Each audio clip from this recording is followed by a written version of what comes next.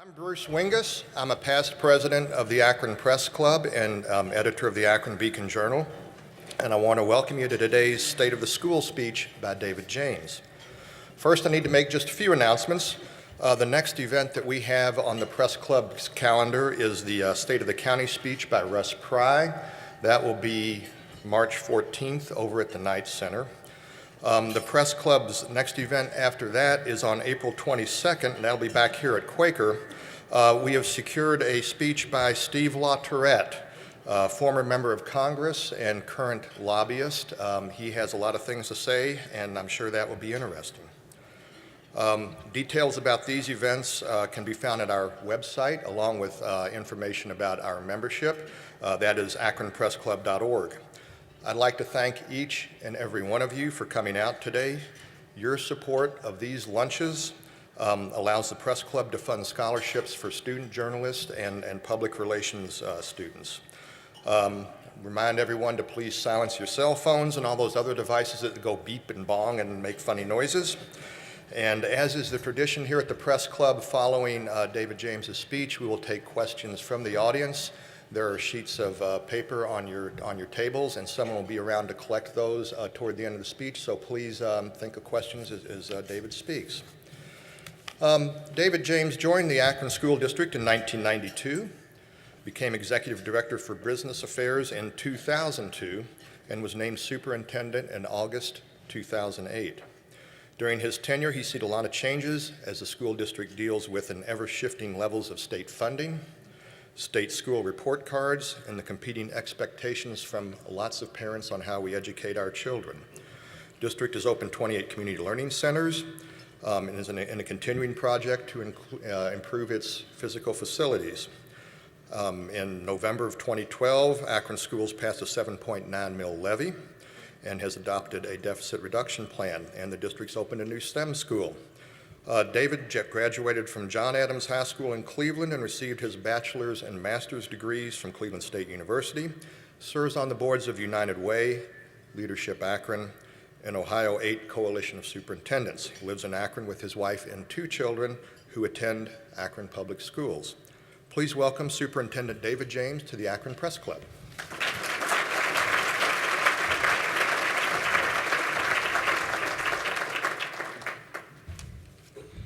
All right, good afternoon. First, I need to do a favor for our media people in the back.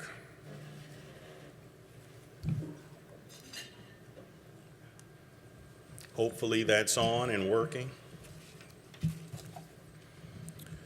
All right, well, good afternoon and welcome.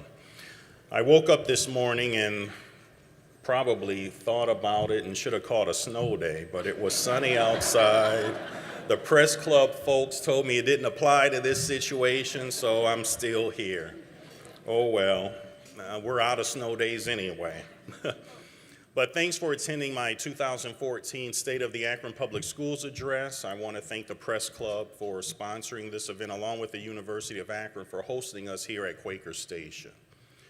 I'd like to acknowledge our board members that are here today: Lisa Mansfield, our board president, Bruce Alexander, board vice president, Dave Lombardi, Tim Miller, Veronica Sims, Reverend Dr. Curtis T. Walker Sr., and Patrick Bravo could not be here because of some business in Columbus. And I don't recall if they're former board members. There is one, Ginger Baylor, I remember. Any other former board members? All right, well, welcome, Ginger. Oh, and Reverend Arledge, thank you. And our elected officials, please stand and be recognized. I know there are a couple of judges. Judge Theodosio, welcome. Thank you. Thank you. And to all of our other honored guests, welcome. So I don't know about you, but to come to work and have a job where you just went through a bunch of training to learn a bunch of new stuff, only to come back the next day and then find you have to learn a whole nother set of new rules, and things can be difficult, if not frustrating. But this is the reality of education today. We opened this school year seeing considerable consternation among our teachers and principals, and Pat Shipe, our AEA union president, I remember at the opening for our teachers, said, you know, I know you're going to get frustrated. Don't ball up in the corner and, have those breakdowns. We're going to get through it. And really, thanks to you and your members, we are getting through it. For us, the state of Ohio implemented new evaluation systems for teachers and principals. And this was on top of a new state report card system for schools, a third grade reading guarantee, and a laundry list of other changes, including new assessments and new state budget. Our challenges far exceed what we do in the classroom. As I enter my 6th year as your superintendent, the challenges our students face today can weigh heavily on me at times. After all, student success is important to me and important to all of APS. As our students' future goes, so does the future of our community. We must continue our strong commitment to student success. Now, over the last 5 years, I have discussed the new realities facing our schools, including more rigorous educational standards, holding professional educators accountable, but most important, graduating students who are college and career ready. I also spoke about some of our challenges that families face, including poverty, crime, health, and a culture that can place barriers in the way of students' aspirations for success. Today, we still need to help our students and their families overcome these barriers. A year ago, I spoke to many of you here about how our entire community must be concerned about supporting our children from the cradle to career. Our primary goal should be focused on preparing and supporting our students as they move on to the careers they choose. Working in partnership with organizations like Project Grad, the Summit Education Initiatives, the TRIO programs here at the University of Akron, and many more, we are indeed making progress. We continue on the path to ensuring high-quality teaching and learning, recruiting, developing, and retaining a high-performing staff, building relationships with our staff, family, and community, continuing to seek adequate resources while maintaining fiscal responsibility, and providing safe, orderly, and affirming community learning centers. These focus areas won't go away, but moving forward, we really have to narrow that focus and concentrate on a narrow band of things, including core academics in the classroom, college and career-ready supports, and creating a nurturing and valuable relationships with our partners, people that work with us and other organizations that work with us to support student success. We serve our students best by making them college and career ready and prepared to face the world. The key to all of this is getting into the heads of our students and understanding what drives them, knowing their interests and passions. So we have to form personal and authentic relationships with each one if we are to be successful as a community in preparing our young people for life. You may have heard that the state has a new way of evaluating our schools. They're giving us a report card.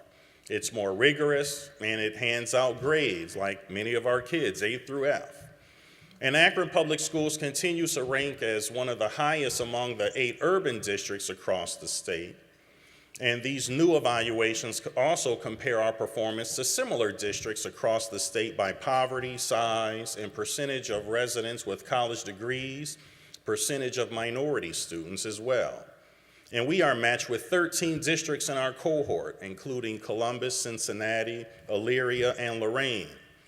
And it's good to compare apples to apples in this regard because, urban school districts have to deal with issues that many of our rural and suburban counterparts do not always face, especially high poverty rates. So on this report card, our performance index score was rated a C, and our percentage of indicators met on the report card was rated an F. Now remember, this is a completely new report card. So we were under the old system trying to work towards becoming effective, and then they pulled the rug from under us, and now it's all A to F in a bunch of different categories. So the performance index and the number of indicators met, these two measures will be used to calculate our overall achievement score, but that won't be until 2015 because the current report card is not finished. So we don't get a final grade until the year 2015. Our four-year graduation rate rose slightly from 75.3% to 75.9%. Our goal is by 2015 to have that rate at 90%. I know that's very aggressive.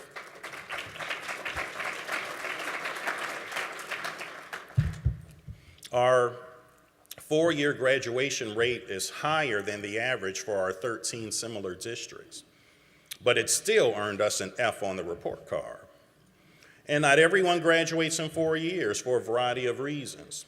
Our five-year graduation rate is 82%, which is right at the state average. In Akron Public Schools, we don't quit on our students. Through innovative programs at our Akron Alternative Academy and our other 9 high schools, we continue to work with students who don't graduate on time, and we make sure that they're successful. Part of what makes this makes this whole thing work is the exceptional performance of our career education students. We have 33 career programs from pre-engineering, dental technology, hospitality management, masonry, computer programming. Our 4- and 5-year graduation rates for our career education students both earn the top rating in the state of an A.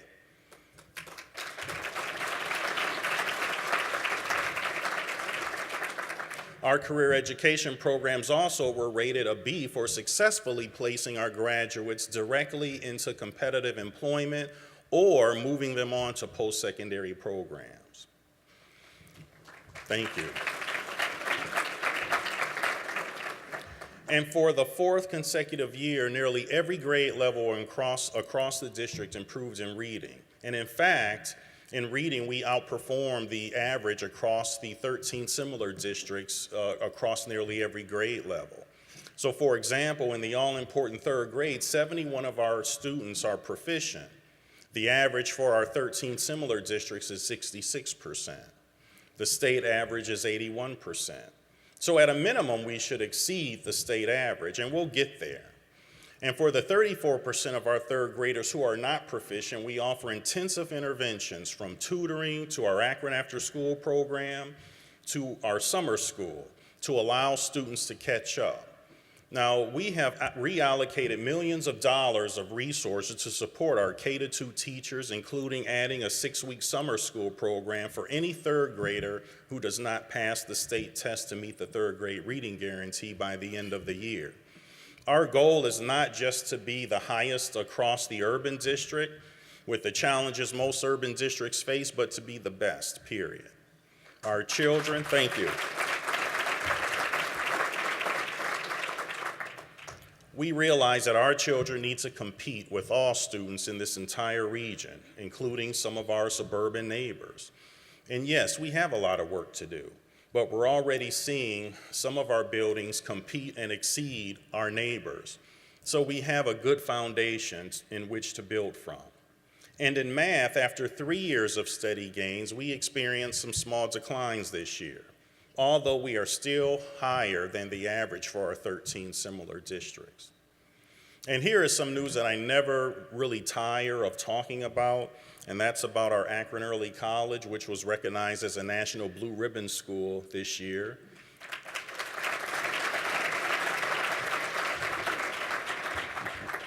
I know Marilyn Bennett is somewhere in this. You know, Marilyn thinks that she gets on my nerves when she calls me, but I actually like her calling me because we can solve problems or issues.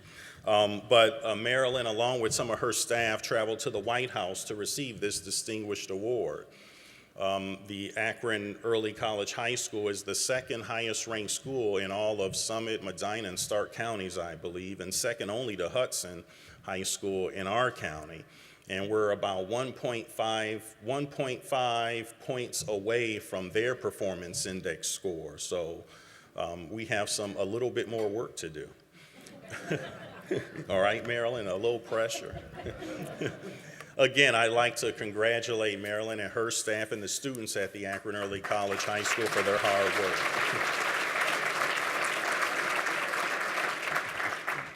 And that wouldn't be possible without, of course, the partnership of Dr. Proenza and the University of Akron, our partner on the Akron Early College program, so thank you. In addition, we'll get tired of hearing about Akron Early College, but again, more accolades. Akron Early College High School received the state's High Progress School of Honor designation this year, and that's awarded to schools in the top 10% ranked by gains in reading and math scores over the last 5 years. And the school would also have to rank in top 10% for gains in graduation rate during the last 5 years. And for those of you who don't know, students who attend the Akron Early College High School actually begin and spend their whole high school career on the University of Akron campus. And when they complete their studies, they not only get a high school diploma, but the majority of our graduates also receive associate degrees from the University of Akron.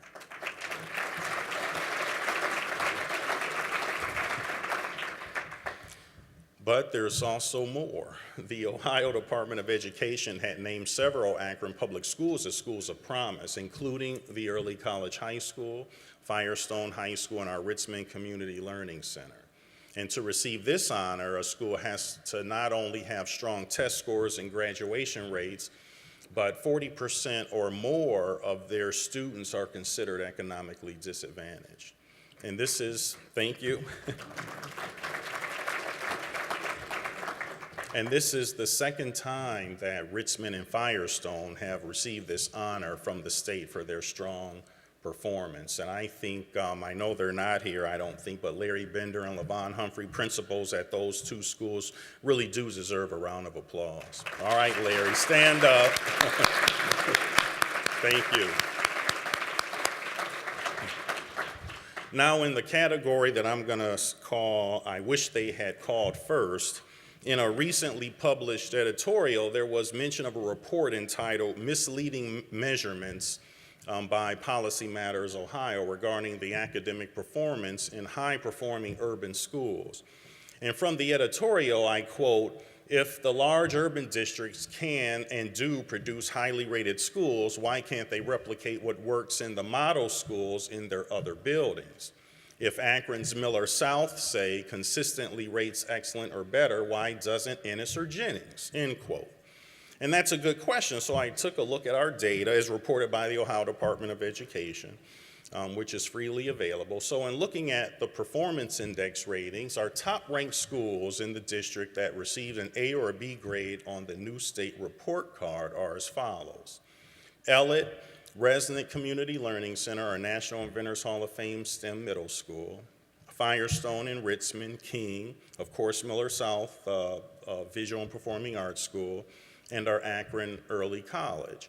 Now, Miller South, you get in that school by an audition. Akron Early College is by lottery, but there's one qualifier.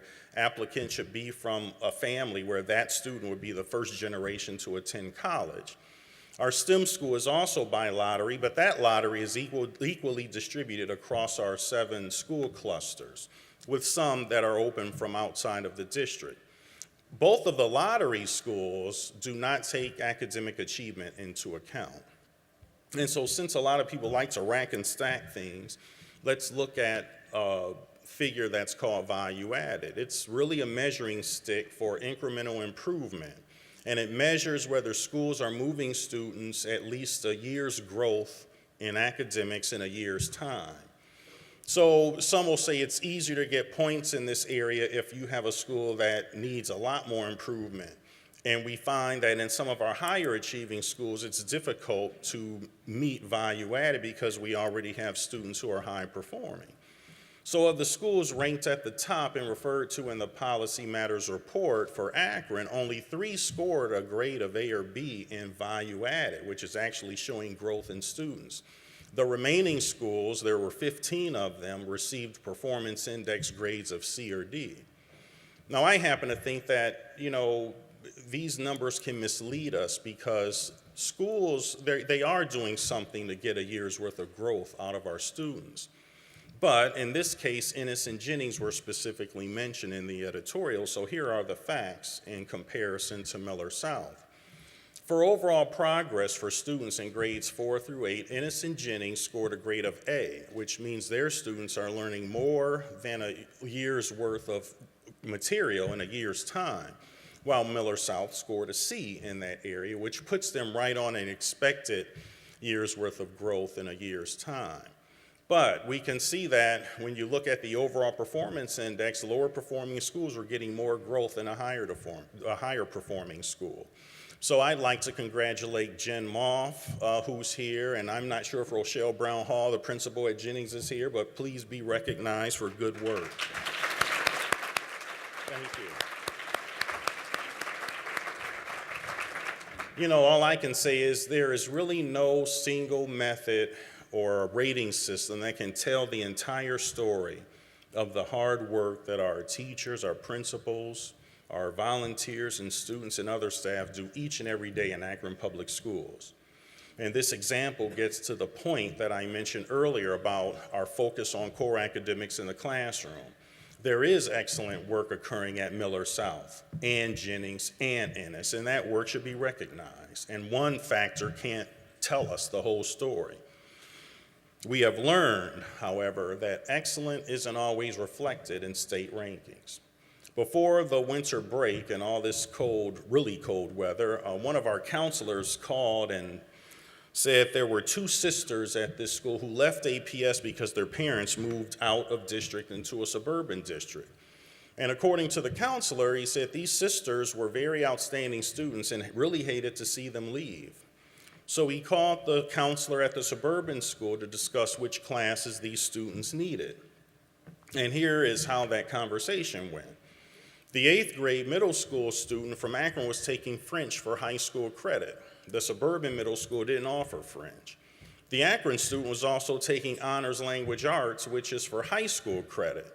The suburban school did not offer any classes like that.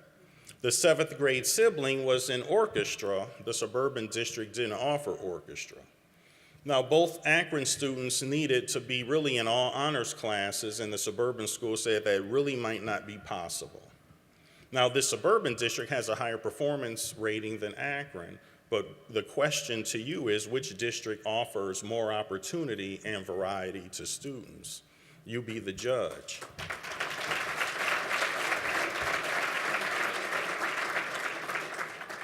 And in case you don't believe me or think I've made it up, you can call Jennings CLC and talk to Counselor Doug Meredith. I hope you do. Our district offers incredible opportunities for all students, including important scholarships to help pay for college. In fact, we're in the 2nd year of our partnership with the University of Akron and the Innovation Generation Scholarship Program. With the transfer of our Central Howard property to the university, we now have approximately 70 students who are receiving a tuition-free education at the University of Akron based on eligibility, such as a 3.0 high school GPA and a score of 27 on the ACT, or a student who graduated in the top 10% of their high school class having a 26 on the ACT, or a 3.5 high school GPA and a 24 on the ACT. In addition, about a year ago, we had 100 Akron Public School students participate in our dual enrollment partnership with Stark State College, taking and earning about 300 credits of college coursework. And this year, we're increasing that to about 324 students who will be earning about 1,000 credit hours. And we've expanded this partnership to also include Lorain Community College, which will provide even more options for our students to get a jump start on their post-secondary education. So in addition to a student who may be interested in welding, getting his or her first industry certification with some post-secondary coursework through Stark State or Lorain Community College, a general education interested in earning college credit while still in high school has an easier route by taking these courses right at the school. And better yet, there's no cost to our students. And under the university system of Ohio, students can transfer non-remedial course credit earned at the high school from a community college or a 4-year college. That credit can transfer to another 4-year in-state college, public college. Last year, the mayor, Dr. Proenza, staff, Dr. Para-Jones and I worked with Stark State to offer adult courses in some of our community learning centers. These courses, can range from medical terminology or just, public speaking, et cetera. And it's really important that not only we serve our K through 12 population, but also have services offered to our adult population in the community.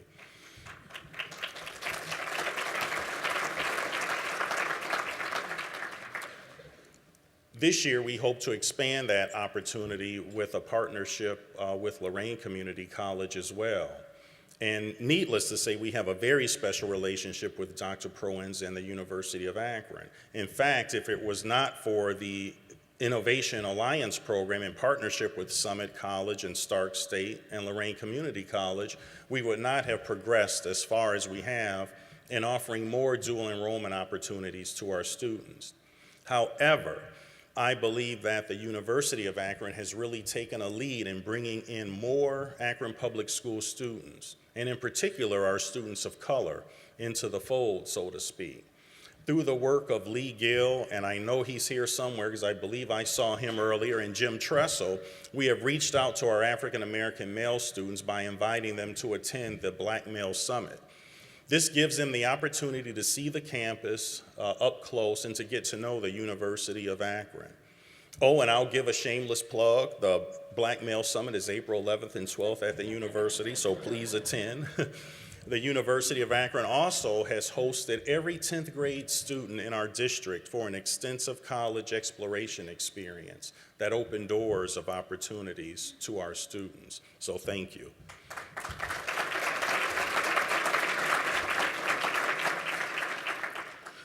Now, another way we're trying to improve our core academics and college and career readiness and partnerships is some reorganization within the district.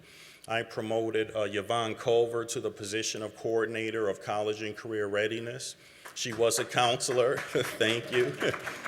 I know we're all very proud of her. I've seen some of her work up close.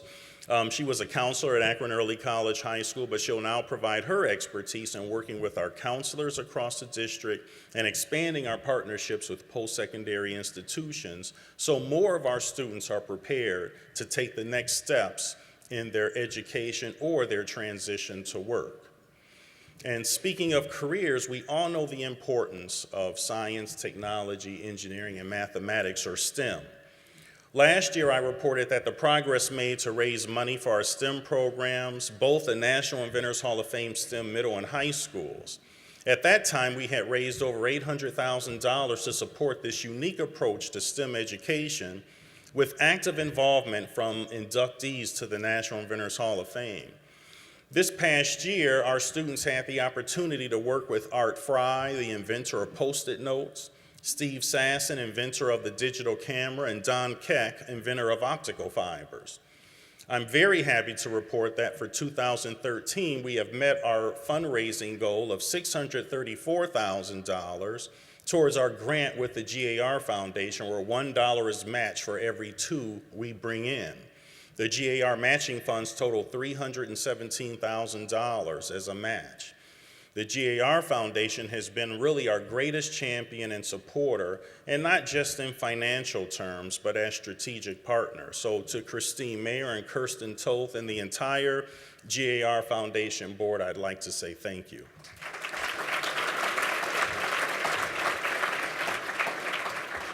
And to our STEM fundraising committee, I'll give credit where credit is due because I can't raise all that money on my own. I'd like to thank Burnett Williams, Vice President for External Affairs with Akron Children's Hospital, and John Bellissimo from Goodyear Tire and Rubber Company. They serve as co-chairs for our fundraising committee.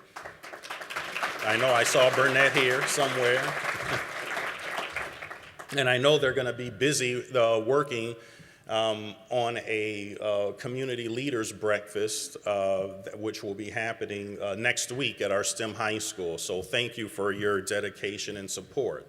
And I'd also like to mention that, in terms of corporate citizens really stepping up, Goodyear and Children's Hospital really have, and not just in loaning executives, but also committing dollars to this very special effort. So I'd like to say thank you.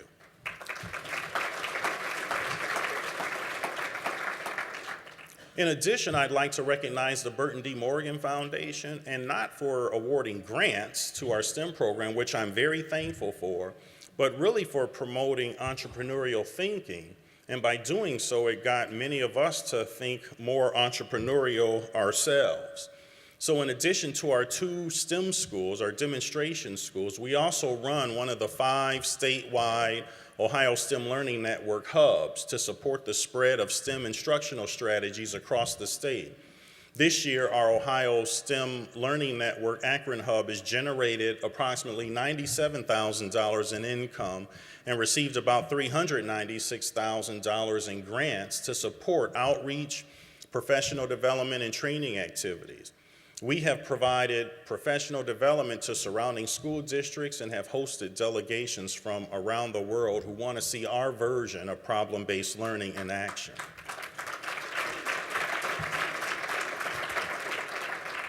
I would like to thank Allison White, and I saw her here somewhere, our director of the Akron Hub, and along with our partners, the University of Akron, the City of Akron, the Greater Akron Chamber, and NeoMed as a school partner in this great effort to really expand STEM learning, not just within Akron Public Schools, but within our region assigned by the Ohio STEM Learning Network. Now, in Akron Public Schools, our partnerships with our teaching staff has enabled teams of teachers to improve their professional practice, and in addition, they're meeting the needs of our students. Our professional learning communities are moving the needle, and under the leadership of Dr. Ellen McWilliams, we have spent a lot of time over the last several years to improve instruction. Our teachers are using student data to drive instructional practices. We continue to work under the motto of teacher leadership and collaboration, where teachers meet weekly, sometimes more, to analyze the results of student data, to identify the learning needs of our students, and to hold each other accountable for results. We offer instruction to students in a variety of ways to push advanced students and to support struggling students. In all 4 academic content areas, English language arts, math, social studies, and science, our teachers have received advanced Common Core training to meet these more rigorous standards. In addition, we have adopted new textbooks in areas like math that have digital content embedded, adding more options for the delivery of instruction. Over the next few years, because of a positive financial forecast, we'll be updating other content areas in terms of instructional materials. In partnership with the Akron Education Association, we have also implemented a rigorous new peer review process for new teachers. We have an internal board of review made up of our teachers and staff. And for teachers new to the field of education, there is a 7-year residency process in the state of Ohio with a strong teacher mentor ingredient. And I'd like to really thank Pat Scheidt, president of the Akron Education Association, for her leadership, which can, I think, be stated a very difficult time in education because we have a lot of things being thrown at us, but we seem to, pick it up and carry the ball as we need to.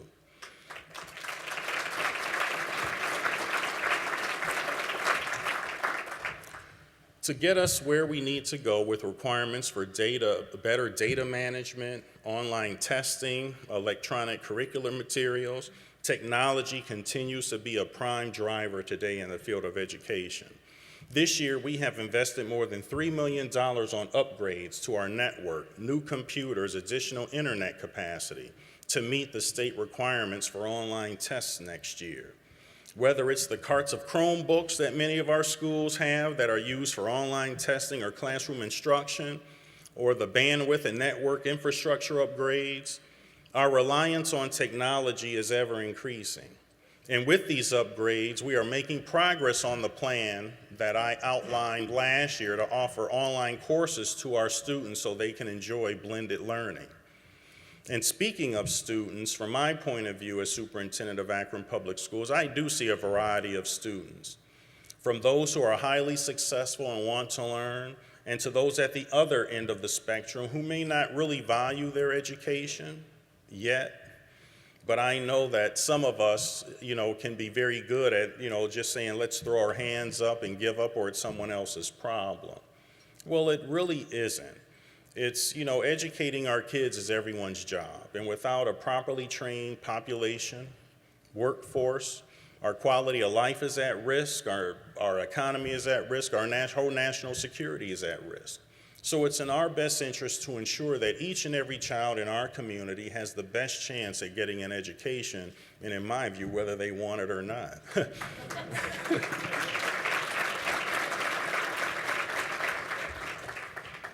But how we deal with students who have so many other problems on their plates that they find it difficult to concentrate on their studies or let alone their futures is really something we need to wrestle with.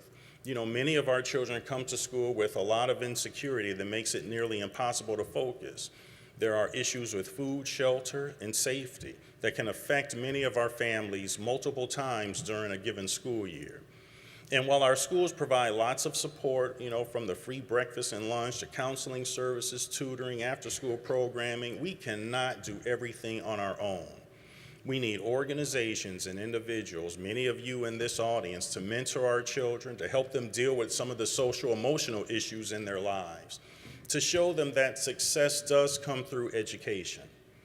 Some of our families think life is like those reality TV shows that highlight much of what can go wrong with the human condition, programs that will glorify families that are broken, people who are constantly disagreeable, resorting to violence, dishonesty, and a host of other bad behaviors that if I exhibited, while growing up, it would have led to a sound spanking by my parents, and yes, they did believe in corporal punishment.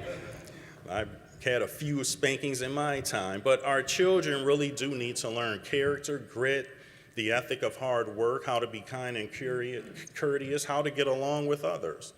And there was a time when members of our communities would really step in and help raise our children, a time when the characteristics I listed were expected out of our kids and adults, when they were the norm. And to be honest, I think, there are people who are scared, and I say don't be. Last year, I met a group of students at Bucktown CLC with the help of Project Ujima. In the Bucktown cluster, Project Ujima is convening discussion circle conversations in the community in a collaborative effort to improve their lives from the bottom up rather than top down. They identify issues and they collaboratively look to find solutions.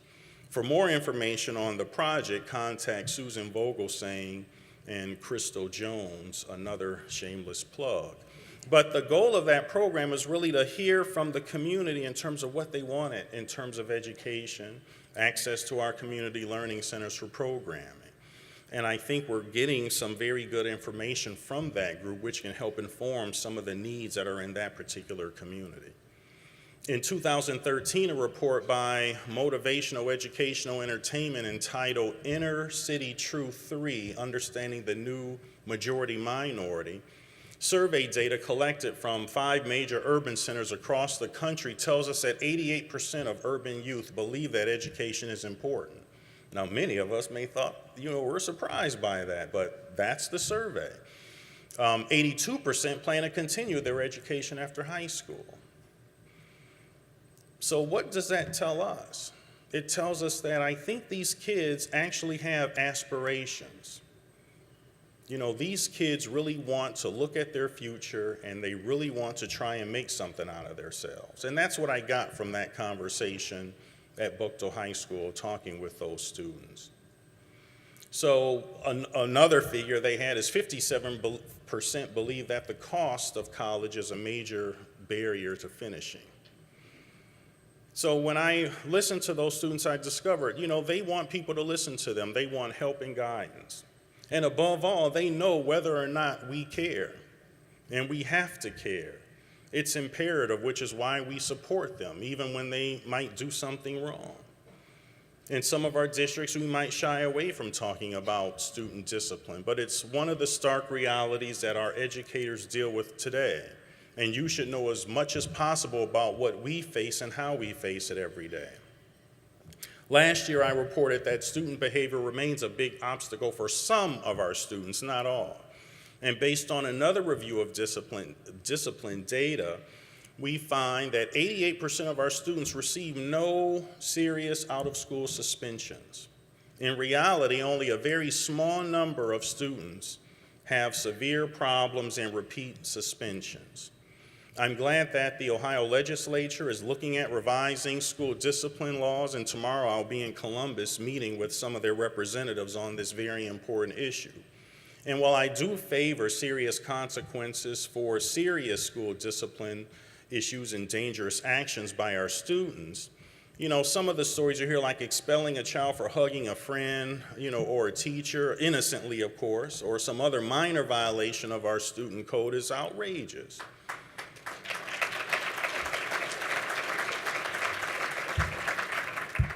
However, I will counter that by saying no teacher or staff member in our schools should have to come to work in fear of their safety in dealing with students who are a danger to themselves and others.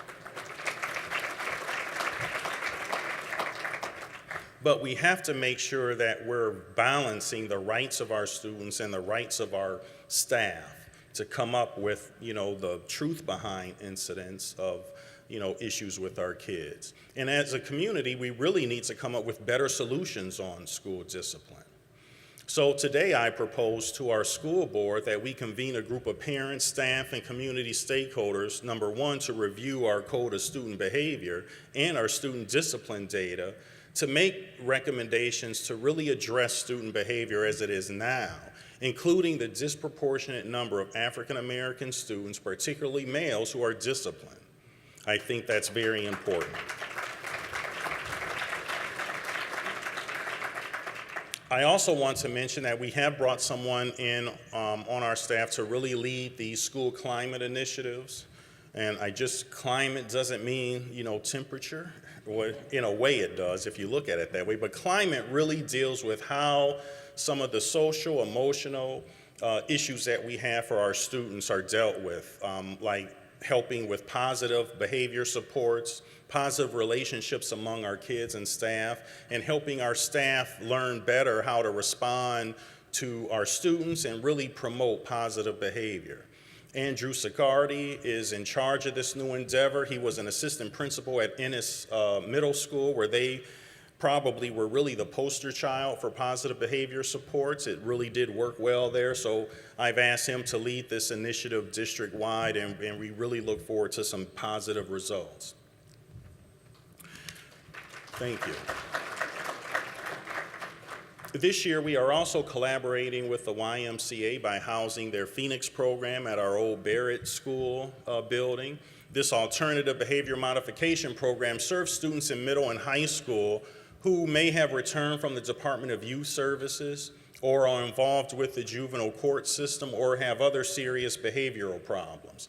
In addition, at the same site, but in a separate area, we're piloting a middle school alternative to suspension program to give our kids a chance to turn it around. And I'd like to thank Doug Cole and Tony Grimes from the Y for their support on this important work.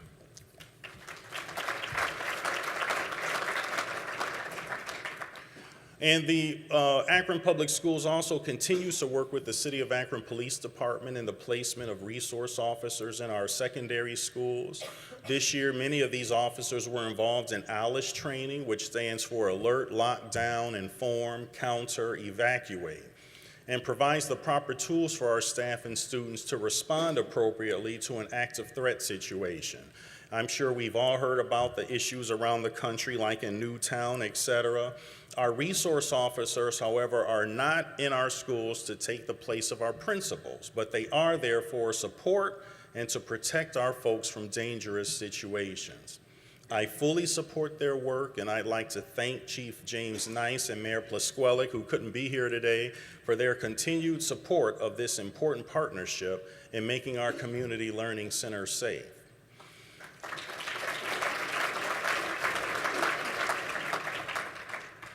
And we also partner with Judge Linda Teodosio and the Juvenile Detention Center to find ways of helping our students make the right choices. The last thing the judge wants to see and I want to see is someone coming in front of her bench in her courtroom. And so we really try to provide access to educational programming that can help kids deal with some of the issues that they have.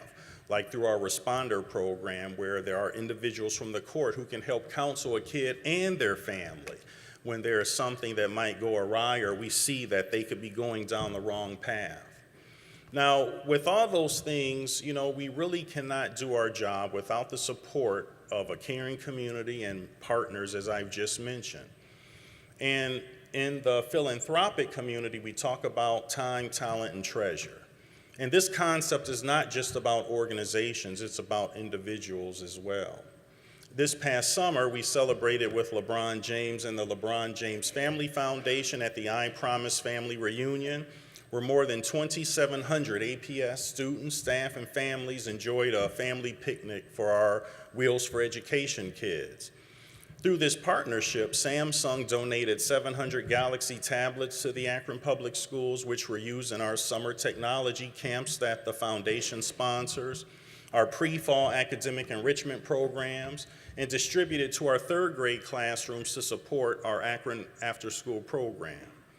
In addition, a company called Sebco Books, a Miami book publisher, has made available more than 3,600 electronic textbooks or reading materials that can be accessed online by our elementary students, both at school and at home. And during the year, LeBron himself has made robocalls, sent letters, given I Promise wristbands, and made personal visits to our Wheels for Education and Akron After School kids as positive reinforcement for doing what is right and remaining focused on school. LeBron also hosted 10 of our students who were with him on the stage in Miami at the NBA MVP ceremony this past year. So talk about a memorable experience. Last year I went, and I wasn't going to chaperone little kids who were running through the airport. And in my family, there were lots of little kids, and I was always one who had to watch them, make sure they don't stray off. This fall, we'll reach another milestone with our Wheels for Education students when our first group of students transition from elementary to middle school. And that's going to take on a whole different approach because we're trying to partner with the foundation to make sure that we're focusing on these college and career-ready supports. So I look forward to working with LeBron and the foundation to continue our support of these kids as they move on to complete high school by 2021. Now, LeBron's a very prime example of someone who cares and as a community, we really need to support his efforts. Another example of caring in our community is our partnership with Love Akron. At Findlay Community Learning Center, Principal Sherry Bennington and her staff serve students who speak 6 different languages at least and come from 11 different countries. For sure, this can make the educational process a challenge. Mark Ford, Executive Director of Love Akron, in collaboration with Emerge Counseling Services, First Congregational Church of Hudson, along with Summit Education Initiative, have teamed up to provide support for the staff and students at Findlay. Whether it's reading to a child, supporting their clothing needs, or social-emotional needs, their Adopt a School program is a prime example of how individuals can donate their time and talent to assist our kids. Let's not forget our own Project Rise at Deborah Mansicky's in the office, serving 950 homeless students in our area.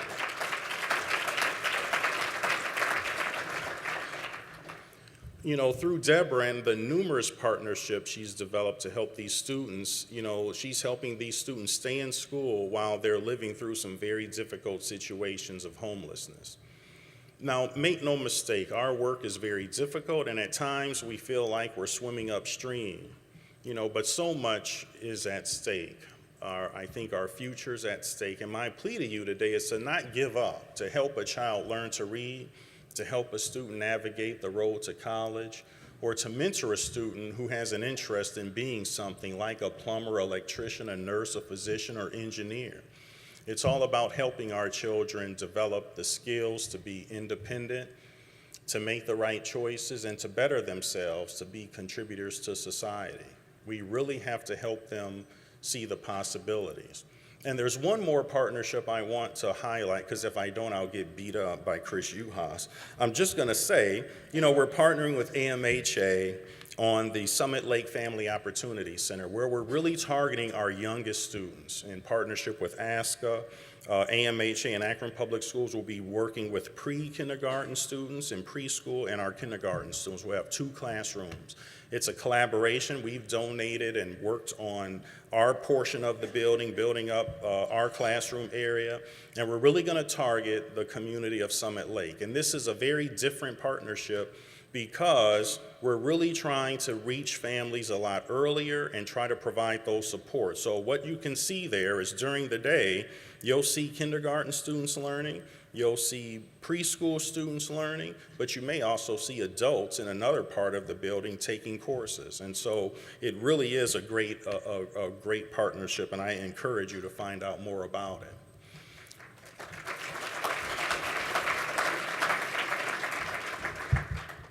Now, I also want to share a few new things. I'm happy to report that at the beginning of the year, we opened the New Hatton Community Learning Center. It was a wonderful community open house and dedication ceremony. On January 12th, we dedicated the new Cyberlink Community Center, our 28th new facility. And I know many of you are aware of problems that we've had with the King Community Learning Center project. I'm happy to report that it will be completed in time for staff and students in the fall of this year. Firestone and Litchfield is currently underway with some site work going on. Our initial bids for the building came in, well, some people say a little over budget, $9 million. So we're working with the state to rebid that project, and after a review by the construction manager and the Ohio Facilities Construction Commission, we'll be back on track with that building. Our Harris Community Learning Center will be rebuilt on the site that formerly housed Jackson School. We hope to begin construction on Harris this fall as well, and we're leaving the old Harris site as a park. We left the playground equipment there so it can be enjoyed by the community. I am really looking forward to finishing the balance of our program, Elliott, Garfield North, Kent Middle School, Miller South, Kenmore. Let's see, there are a couple that aren't on my list, Firestone Park, Bettis, Case, and Pfeiffer. Oh, got it. In October, our Board of Education approved a 5-year financial forecast that projects the budget to be in the black. Now, based on our November 12th, 2012 levy passage, a state budget last year which did not include really severe cuts to Akron, and our own previous budget reductions and work, we are really somewhat optimistic. I say somewhat because in Ohio, school finance is like shifting sand. It's always fluctuating. It's a moving target. The state budget can change again, our local property valuations change, state and federal requirements change, and enrollment changes. And any and all of these can have an adverse impact on our revenues and expenditures. However, enrollment really is a particular challenge in this competitive environment. This year, our in-seat enrollment has dropped about 2.53% from last year. And in total, more than 6,000 students choose other educational options in our community. And this number keeps growing. By 2018, we project this number to rise to about 7,500. As I said before, we live in a competitive environment, but our job is to meet the competition head on. So in response, we've implemented an advertising campaign to target our competition. You may have seen we've purchased some ads on electronic billboards earlier in the year and Akron Metro buses. We've improved the process of registering students in our district. We've used social media to communicate with followers. And I hope you've noticed something different in the publications that we send out, because we unveiled a new logo late last year. It's received excellent reviews, and by the way, I want to thank Susan Panning from Lime Creative and Amy Wong of .org Solutions for their work on the logo. In addition, speaking of logos and competing and excellent programming, our Akron School for the Arts has come up with a new logo, previously known as the Visual and Performing Arts Program at Firestone. The Akron School for the Arts is out there competing with a new logo and really a new approach to attracting and retaining, that artistic talent among our young people in the community. So as we have moved to extend Akron Public Schools more into the community through a new communication strategy, An emerging part of that is what I'm about to show you. And I'm not going to spend a whole lot of time demonstrating it because you can do that once you get back to your offices. But I would like to do now is flip the switch and go live with our new akronschools.com website. And our new website is going to be more user-friendly than its predecessor. And when we enable all the features, you'll be able to have it customized to meet your individual needs, whether you're a parent, a volunteer, a staff member, or just someone who's interested in the schools. I want to thank Renee Garrett from our communications office, Dan Young with DXY Solutions, Bree Bowman and Amy Wong at .org Solutions for their tireless work on this endeavor. We know today that communicating is about having a real conversation with people. Our old site was pretty much a one-way site and driven by a lot of district information. The new site will allow us to allow individual schools to have more autonomy and creativity so they can create their own conversations with their own families. So as our communications director, Mark Williamson, began to help us reframe our thinking about who we are and how we want to be perceived, it occurred to us that in this competitive environment, we really need to reach out to our customers, both adults and children.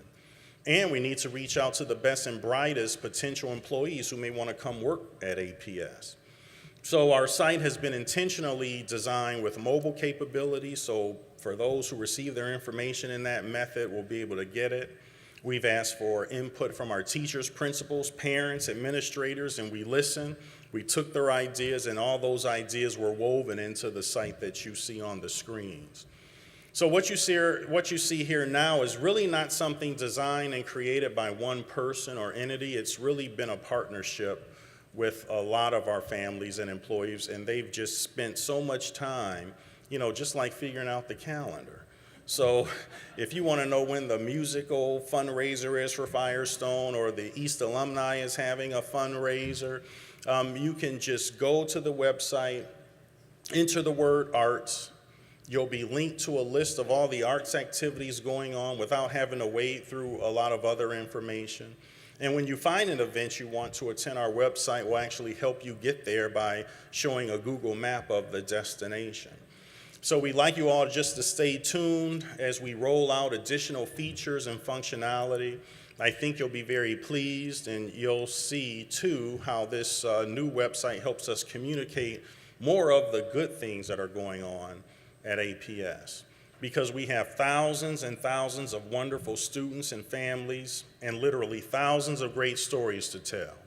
With this new website, we'll be able to highlight even more of what's going on in APS, such as our career education programs like the masonry program at Buckle that's been highlighted, our culinary program at Garfield under the direction of Mr. Skelly, whose students prepared the meals for our Akron Council of PTA's Founders Day celebration, the jazz competition I attended this past weekend at Elliott High School, just highlighting the talent of many of the students from around the district. And in fact, one of our students is a national gold medal winner. Not at the Olympics, though, but it is something that benefits our military personnel and their families. A student by the name of Cindy Rawson from Higher Community Learning Center took top honors at the Family, Career, and Community Leaders National Leadership Conference, which was held in Nashville. And Cindy's project was titled Bringing Christmas to You, and it represented the multitude of service projects that the Higher chapter did for military personnel. Our students do some amazing things, and this is just one that I wanted to bring to your attention, so we should congratulate Cindy.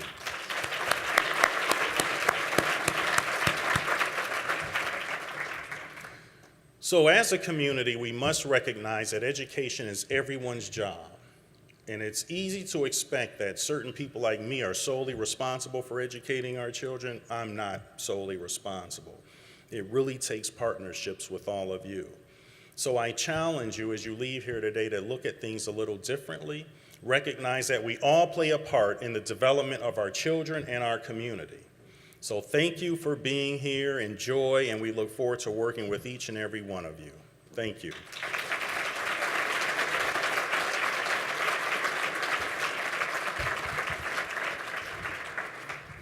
Thank you, David.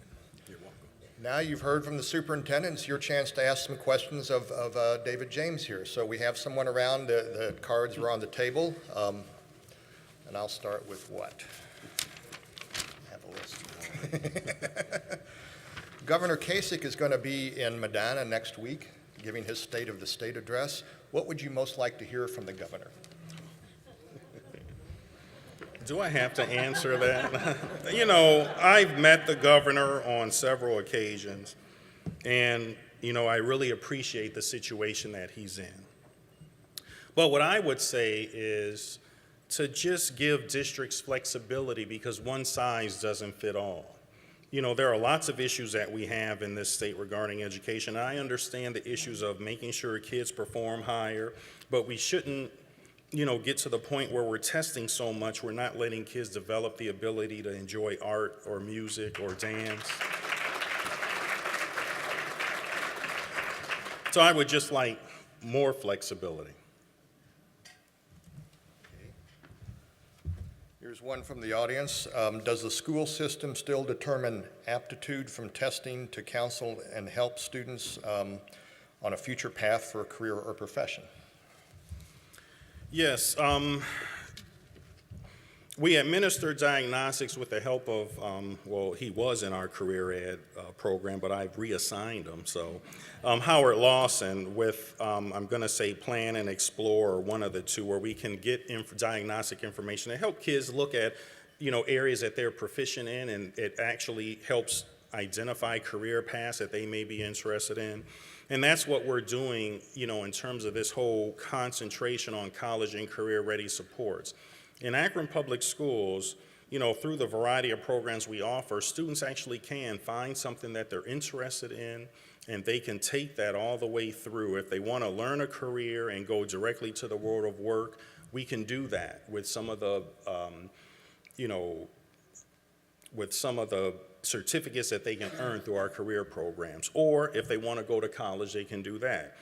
What we're trying to do is make sure that we're paying attention to our kids and giving as many as we can the opportunity to get some of this work done earlier. So that whole focus on college and career ready, dual enrollment, that's an important part. But there's also kids who may not want to go to college, or that's not them. And we have to remember there are a lot of people who have college degrees that are in areas where they're not making, you know, financial headway. But call a plumber to your house, and when you have to write the check, you know, and we have a lot of business partnerships so we can serve both types of students. What is being done to educate students to learn and understand, not just to meet the metrics of the state test? English grammar and composition and basic math are mentioned here. You know, there's a saying in drill and kill, you know, you just keep giving them these tests, and that really, it's sad because, you know, we really think that one test or two tests or three, or the more we test, is going to really make a difference. And I'm telling you, you know, yesterday I was over at the STEM high school, and, you know, we're seeing students who are doing some fabulous things. And, you know, how they're doing, it's not by all this test and test and test, but it's really by mastery. It's giving kids the opportunity to learn content, because there is content that students have to learn, but it's also giving them the opportunity to apply it, because we have students that, you know, they learn differently. No one learns this in exactly the same way. And I think that's kind of the falsehood of, you know, just constantly testing a kid, like, what, okay, so they can take a test, but can they do something productive? And so we really are focusing on addressing all the needs of our kids and making sure that they all have opportunities to really do some exploration, to really learn some of those 21st century skills, because education is a lifelong process. And we really need to get to the point of, you know, defining what does education really mean, because even with all the testing and everything we're saying, we're still basing it on an old paradigm. The high school diploma today is meaningless. And personally, you know, my own opinion is public school should only go up to 10th grade, and then you should go on to community college. But, you know, that just seems to be foreign to many people, but our kids can do the work. I have kids at, you know, early college doing it. I have kids at the STEM high school who can do it. We've taken courses like algebra, a year-long course, and we made it a semester.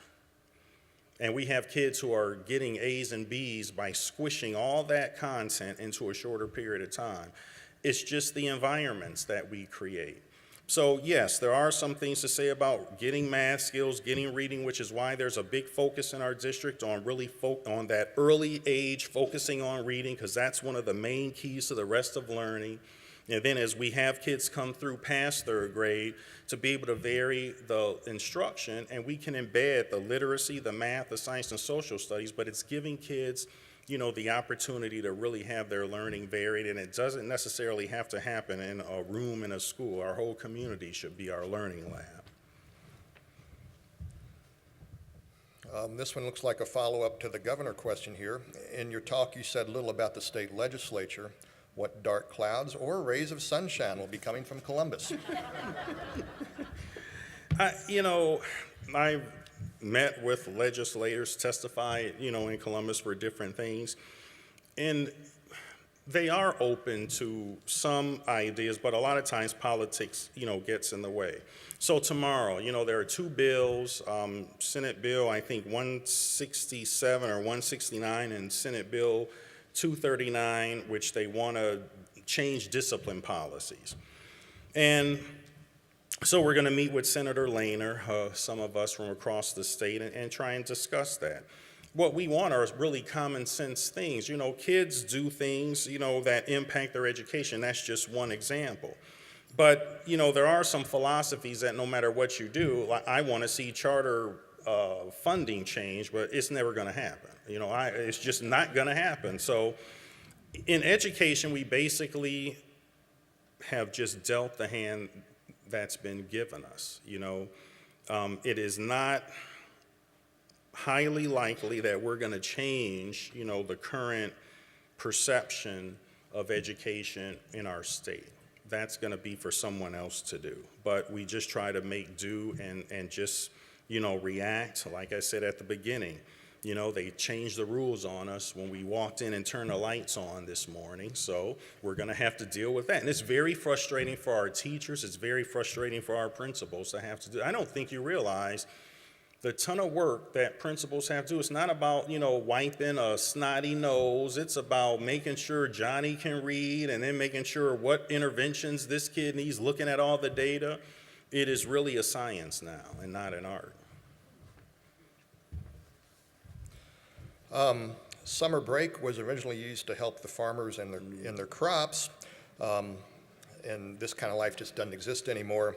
When will you ever consider year-round schools? Louisville, Kentucky, which is where I'm from, actually, is an example of where year-round schools have created dramatic improvement even in low-income areas. Someone's channeling me. I have thought that for so long. It is really, there is so much academic loss that I think occurs over the summer. But that's going to take some real creative solutions on our part and on the part of our teachers union, and the way contracts end. You have to remember, 3313 in the Ohio Revised Code was set up from the days of when, and it's been added to, of like the one-room schoolhouse. They still call them schoolhouses in the Ohio Revised Code. But it's going to really take a lot of, unique solutions. Now, we do offer many summer programs for kids. We are implementing a 6-week summer program. We have pre-fall programs that help kids right before school starts, so it can help them catch up on some of that content they might lose. But the other thing, the problems that I had with just calling a snow day, imagine what parents, as parents, what we're going to have to do if kids go all year long. Now, some may like it, but I can see the daycare people upset because now the summer, they're going to be in school. It's been done, and I'd like to see it, but we're going to have to really be careful to make sure that legally there's going to have to be changes, financially there's going to have to be changes. And I support extended school day and school year. I really think if we're trying to prepare kids for the real world, how many people really have the summer off other than in education? Most people are working, year round, but that's a very different concept for people, I think, to get their arms around.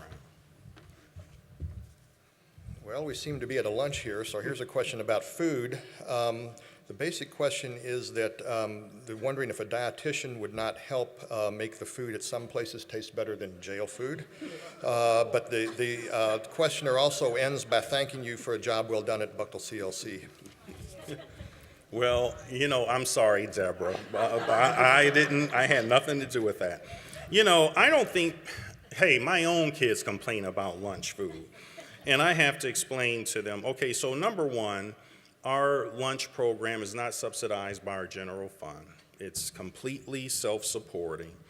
The other thing is there are fresh fruits and vegetables and things that are included in our menu. I think a lot of people are upset because we took French fries off the menu and, some of those other things. Yes, the guidelines, and they are driven by federal regulations. But, there's been some criticism, from some people that when they want to cut down the calories, there's some kids that maybe they need more, like the athletes, but the rules will prevent some of those, kids from doing that. I have eaten some of our food, and I don't think it's really that bad. I'll say when I went to school, we had everything wrapped in cellophane, and it came out those big ovens, and we ate it and survived. I just think there's some things that kids are just going to complain about because they can't have candy, chips, and fried foods.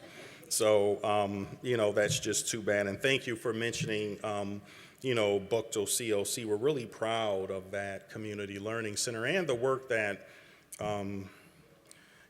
Project Ujima is doing there, the work in the community. So thank you for that comment, because that was a lot of hard work to get that to come to completion. You mentioned in your speech some enrollment figures. Where do you see the long-term enrollment of Akron Public Schools going? Well, that's going to depend because, I'm trying to compete for customers. So many people need to know about innovation generation because, you can get your tuition paid for. And for someone who has a kid going to college in the fall, I'm telling you, I'm getting these papers from the college saying, oh, it's going to only cost you this. I'm like, huh? So, we're really trying to differentiate Akron Public Schools through these unique partnerships. And so we're trying to use that to help boost enrollment. But, the truth of the matter is if those trends keep up, we'll probably be down in a couple of years to about 19,000 students and may even go lower than that. A lot of it is going to really depend on the collaboration among us, the city. I appreciate the work that the mayor has done and letting us know when things are happening because we're all in this together. Our business community, through the Greater Akron Chamber, our Business Advisory Council, we all recognize that, we need to develop our workforce. We need to pay close attention to economic development because that's how we're getting some of our tax revenue.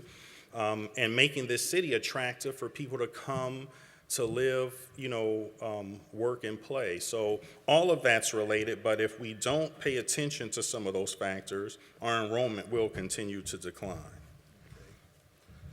I just have one final question. You mentioned LeBron James a lot in your speech. You seem to have a close relationship. What are the chances of you bringing him back to the Cavs next season? It's really the only thing we share is a last name. I really don't think that's going to happen. I just hope that he continues the partnership of working with his kids, and that'll be fine with me.